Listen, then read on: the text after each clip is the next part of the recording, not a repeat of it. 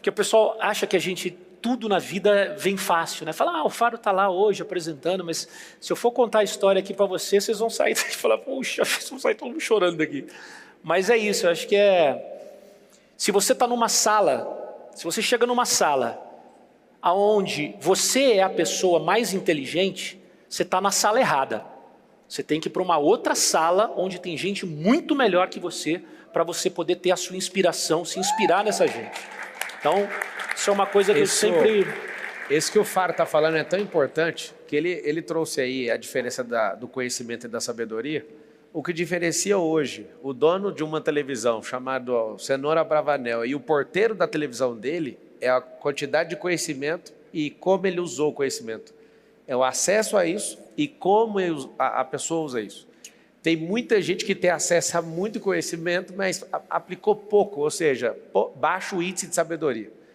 E aí você está ouvindo a história do Faro? É mais uma pessoa normal.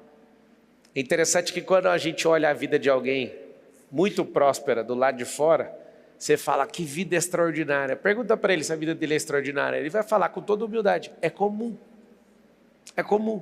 Por quê? Porque virou a rotina, virou o hábito dele. Esse extraordinário é a sua distância do conhecimento e como usar esse conhecimento. Esse negócio faz toda a diferença. O cara que varria o chão da NASA e o Alan Shepard, que foi na espaçonave em direção ao espaço, à Lua, era a quantidade de informações que um pegou e o que ele fez com essa informação. Mas os dois trabalham na NASA. Consegue entender isso ou não? Por isso que aparentemente nós somos diferentes uns dos outros. É exatamente com que ele abriu esse programa. Para mim é um código muito pesado. O conhecimento é uma água de um rio ou de uma represa. A sabedoria é o que você faz com a água. Se você escoa essa água para uma plantação, é a sabedoria. Se você deixa ela retida e não usar, fique em paz. A nuvem vai puxar e vai carregar para outro lugar, mas ela não vai ficar parada. Lembra sempre disso. Conhecimento, eu compro, sabedoria eu experimento. Eu tenho que fazer de tudo para transformar isso. Me tocou muito, porque você vai ver um cara polivalente, vocês vão ver aqui, que eu vou tirar os códigos dele. Aonde foi que você aprendeu empreendedorismo nesse rolê todo, estando tão ocupado como um apresentador, como esse cara que está em evidência há tantas décadas, né? Porque não faz sentido hoje no Brasil, com tanta reciclagem de gente na televisão, um cara que está há tanto tempo na TV. Eu estava entrevistando o Celso Portiolli, 30 anos também na TV. E eu estava tentando decodificar por que você parece tão jovem. É a sua voz, cara. A sua voz. Sua aparência não é de um cara de 50, mas sua voz é de um cara de 30.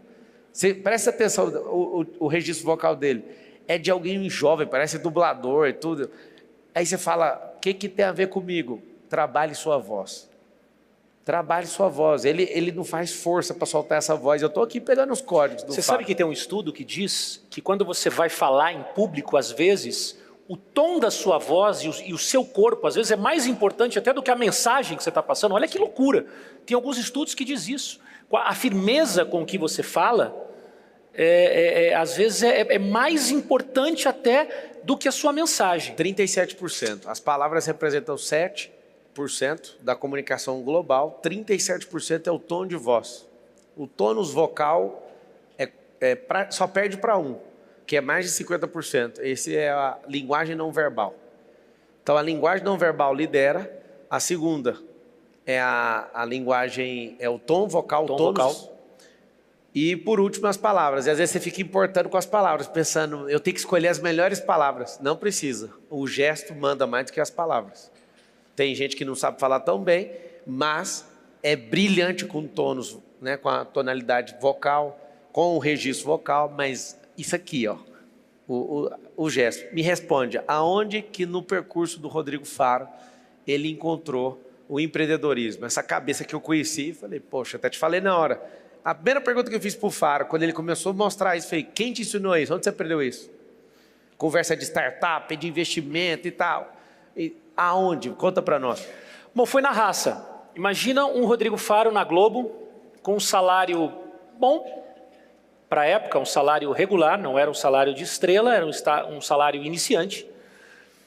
E eu fazia novela e tal, e eu comecei a ver que durante o final de semana tinha aquelas propagandas, não sei se o pessoal de mais idade vai lembrar, que ficava de manhã no sábado e no domingo falando sobre TV mapping, ficava falando sobre antena Sky, que ficava falando sobre cozinha, que ficava horas aqueles apresentadores meio shop tour vendendo produtos.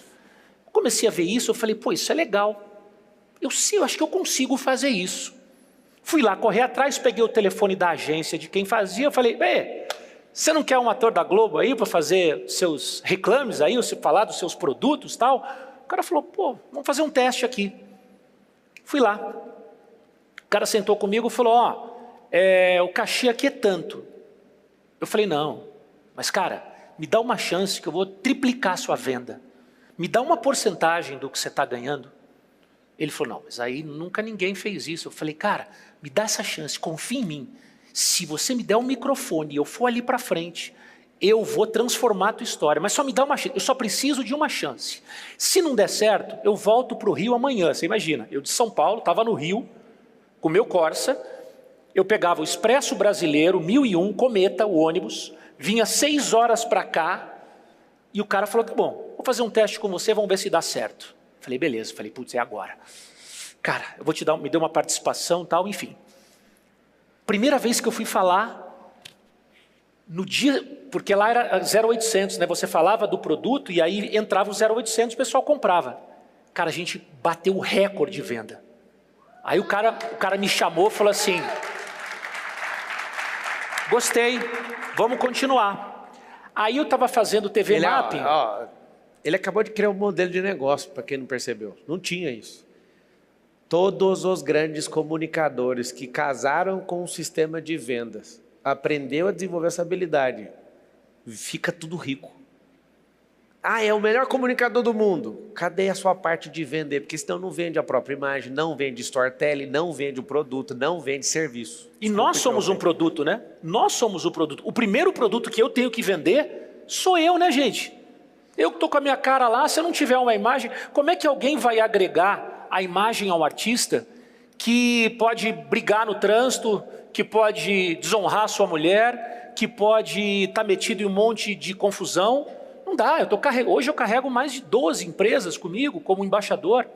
Então aí, voltando para lá, comecei a fazer, e aí a TV Mapping foi um sucesso, aí o pessoal da Sky viu, falou, pô, gostei desse menino aí, né, o menino da Globo lá, pumba, Sky. Aí o cara do Credit Card viu e falou, pô, gostei desse cara aí, vamos botar ele também. Bom, moral da história, eu gravava a novela. Virei uma máquina de vender. Gravava a novela. Isso, gente, 1998, tá? Só para vocês terem ideia.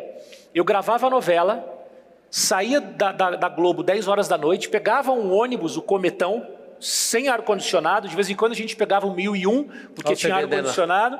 Aí, ó. Aí eu vendendo, ó.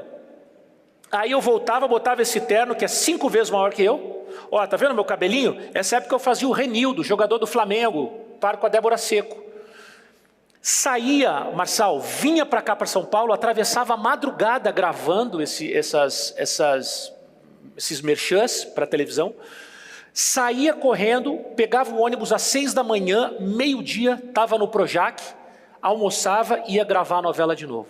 Só que, lá em 98, enquanto o meu salário era, sei lá, só para traçar uma coisa, enquanto o meu salário na época, eu vou botar um número que não é, mas se o meu salário fosse 10 mil reais na Globo, na época, com isso aqui, eu já fazia 200 mil reais. Uau!